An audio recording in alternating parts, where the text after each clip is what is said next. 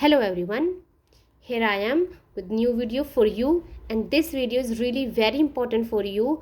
Whatever paper you are preparing yourself, this video will help you in that. Definitely I can say it. Fine. अगर आपको इस video का substance अच्छा लगे, content इसमें जो कुछ भी है वो अच्छे लगे, तो प्लीज़ इसे कंटिन्यू करने के लिए मुझे कमेंट बॉक्स में ज़रूर बोलें. ठीक है, लेट्स स्टार्ट आवर स्टडी. सबसे पहले इन 1869 में डीएनए की डिस्कवरी किसने की थी? फ्रेडरिक मिक्सचर ने. ठीक है, इन्होंने ये बताया था कि न्यूक्लियस के अंदर एक सब्सटेंस है that is acidic in nature and he named it as DNA. He named it as nuclein. DNA को उन्होंने सबसे पहले क्या बोला था? न्यूक्लियन बोला था. ठीक है, उस टाइम पे पब्लिक को इंफॉर्मेशन देने के लिए ज़्यादा रिसोर्सेस नहीं थे, तो उसके बहुत लॉन्ग पीरियड के बाद इसको दोबारा से जब आइडेंटिफाई किया गया तो 1953 में वॉटसन एंड क्रिक ने as a double helix structure के मॉडल के तौर पर इसको रिप्रेजेंट किया with the help of x-ray diffraction. उस टाइम पर ये टेक्निक आ गई थी हमारी एक्सरे डिफ्रैक्शन, और उसकी हेल्प से वॉटसन एंड क्रिक ने बताया कि न्यूक्लियस में एक डबल हेलिक्स स्ट्रक्चर है जिसको हम क्या कहते हैं? डीएनए कहते हैं.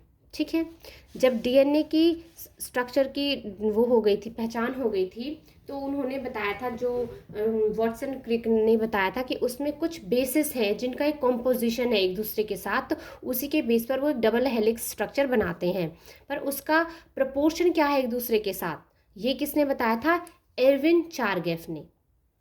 उन्होंने बोला कि जो बेसिस का कॉम्पोजिशन है वो एक दूसरे के साथ कांस्टेंट और इक्वल है. चाहे हम उसे कितना भी लंबा देखें या कितने भी छोटे पोर्शन में देखें, जो एटी और जीसी का कॉम्पोजिशन होगा वो एक दूसरे के इक्वल होगा. जितने ए होंगे डीएनए में उतने ही टी होंगे. आप चाहे बड़ा सेगमेंट ले डीएनए का या छोटा सेगमेंट ले. फाइन, ये भी अपने आप में एक बहुत बड़ी अचीवमेंट थी कि हम ये बता सके कि बेसिस जो हमारे नाइट्रोजनस बेसिस हैं उनके बेस पर हम ये बता सकते हैं कि डीएनए में थायमिन कितनी होगी. ओके, इससे बहुत हेल्प रही थी. उसके बाद डीएनए डिस्कवर हो गया था. फ्रांसिस क्रिक थे जिन्होंने पहले ही बताया था कि डीएनए एक डबल हेलिक्स स्ट्रक्चर में प्रेजेंट है हमारे न्यूक्लियस के अंदर. उन्होंने एक प्रोसेस बताई थी कि डीएनए वर्क कैसे करता है एक ऑर्गेनिज्म के अंदर. उन्होंने इस प्रोसेस को नाम दिया था सेंट्रल डॉग्मा.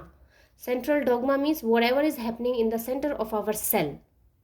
ओके, उन्होंने बताया कि डीएनए का पहले रेप्लिकेशन होता है, उसके बाद उसका ट्रांसक्रिप्शन होता है. ट्रांसक्रिप्शन का मतलब होता है कि डीएनए से ही दूसरा मॉलिक्यूल, दूसरा एक सेम सेगमेंट बनना, but in form of mRNA. उसके बाद ट्रांसलेशन हुई थी. ट्रांसलेशन होती है और ट्रांसलेशन से क्या बनती है? हमारी proteins. And that protein is used by our body to perform various functions. Actual में डीएनए का वर्क क्या रहता है? हमारी बॉडी को कुछ ऐसी सब्सटेंसेस प्रोवाइड करवाना जिससे हमारी बॉडी वर्क कर सके, एनर्जी गेन कर सके. ठीक है, तो ये सब हमारा किस प्रोसेस के थ्रू होता है? सेंट्रल डॉग्मा के थ्रू. और इसको किसने डिस्कवर किया था? इस प्रोसेस को डिस्कवर किया था फ्रांसिस क्रिक ने. फाइन, नेक्स्ट है हमारा, अब डीएनए को ही एज ए जेनेटिक मटेरियल क्यों कंसिडर किया जाता है? इससे रिलेटेड भी कई साइंटिस्ट थे जो उन्होंने डिस्कवरी की थी और उन्होंने अपने प्रोसेसेस को सामने लाए थे, लेकिन उनमें से कुछ हैं जिनको बहुत ही ज़्यादा एक्सेप्ट किया गया है. वो थे 1928 में फ्रेडरिक ग्रिफ्थ एक साइंटिस्ट थे जिन्होंने कहा था कि डीएनए एक्ट करता है एज ए जेनेटिक मटेरियल.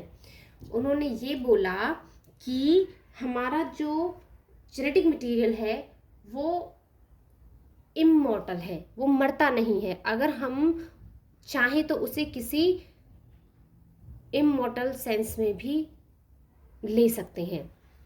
उन्होंने क्या किया था? एक माइस पर उन्होंने एक्सपेरिमेंट किया जिसमें उन्होंने एक स्मूथ लिया माइस और एक रफ लिया. जो स्मूथ था वो सिंपल था और जो रफ था वो वायरुलेंट था. Virulent means the one which infect other one.